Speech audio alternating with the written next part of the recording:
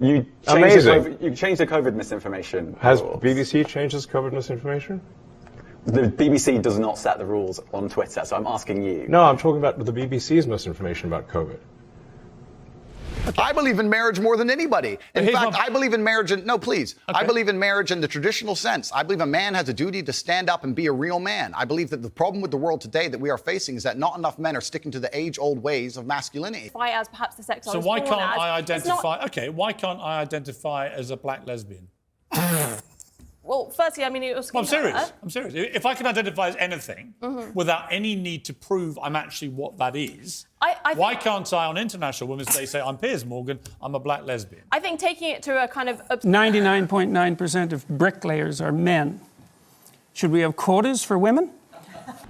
Well, now the selectively offended get to run the rest of the country. I mean, this is what we are creating. We are creating a society of panty-waist fascists. What we are creating is a group of people who are oversensitive to everything and then are willing to call the cops as soon as they are offended. It's actually incredible. I want to recognize that your line of questioning is transphobic, and it opens up trans people to violence by not recognizing them. Wow, you're saying that I'm opening up people to violence by asking whether or not women are the folks who can have pregnancies? And we've got about 3/4 of the population now in universities in the humanities and social sciences are female. Yeah. Are we going to equalize that?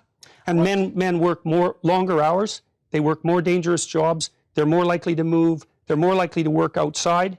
They're more likely to participate in jobs in the STEM fields that are scalable. They make more money for those reasons. And that's all hidden under the idea that the reason that men and women make different amounts of money is because of their gender. Yeah, I mean, just content that will solicit a reaction, something that may include something that is slightly racist or slightly sexist, those kinds of things. So you think if something is slightly sexist, it should be banned? Then we should be able to look back in history and find just this unbroken, incredible epidemic of children mysteriously killing themselves because they weren't being affirmed as trans. And what you find is that that didn't exist. I mean, the youth suicide rate has increased exponentially alongside trans affirmation. So trans affirmation causes the suicide rate, not the other way around. Because I think that women are capable, generally speaking, of having babies, and they have female genitalia, and they have an XX chromosome, and I think the biological markers are relevant. Right. But you give me a wage. All the additional profit above the made from selling the pencils or whatever good you produce above what is reinvested into the company ultimately goes to you or the investors, those who own shares in the means of production. Right. Under socialism, those people are the workers, and the example I give, again, is cooperative enterprise. No, those are the people who are investing the risk. So if they carry the risk, then they get the benefit. The owner of the factory carries the risk, therefore he gets the benefit. The workers in the company you mentioned, if that company were to go bankrupt, they would carry the risk as well as the benefit. If the company goes bankrupt, and this guy has to pay off all of his debts, the worker may lose his job, but he's not the one who's going to incur the debt of having gone bankrupt. If you incur risk, then you're the one who pays the downside. The worker does not pay the downside. Okay, it is the investor who pays the downside, who invested in all the machinery, who sunk millions of dollars into making your labor productive. Because guess what? Your labor is without that machinery. Gunk. Nothing. You don't have a pencil to put together. You don't got the wood. You don't got the paint. You don't got the rubber. You don't got the metal. You got nothing. Right? You're sitting there, standing outside, twiddling your thumbs. It required somebody to invest. Who do you think put more in? The guy who spent millions of dollars buying all the machinery, leasing the place, making sure there was a management structure, doing the LLC formation, making sure all the tax code was in compliance, or you standing outside because you can stick a piece of graphite into a piece of wood?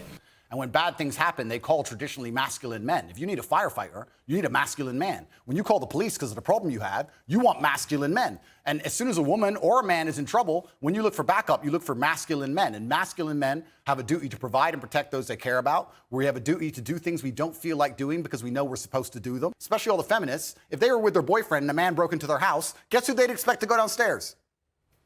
Who do you think? Think they go themselves? Are they going to Afghanistan? No, we send men to do these things. So well, we send women. We send. Why? Okay, let me ask you this. Okay, I won't ask you how old. I will ask you how old you are. Okay, because you're young enough that it's probably not insulting to ask you. So. I'm 22, so I'm probably young and naive, right? No. Why aren't you 60? Why aren't you 60?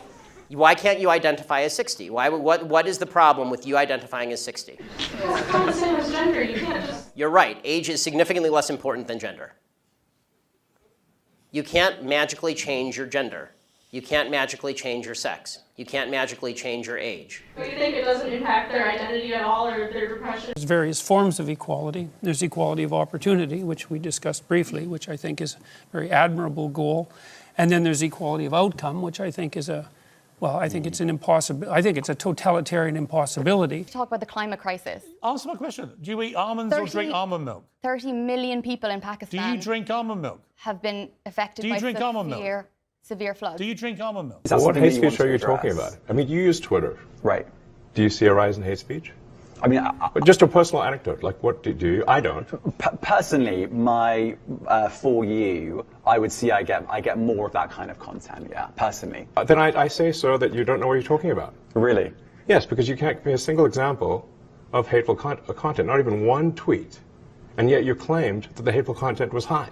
Well, that's false. No, what I claimed. You just lied. What? No. You literally said you experienced more hateful content, and then couldn't name a single example. Right, and as I said, that's absurd. I haven't actually looked at that feed. Then how would you know there's hateful content?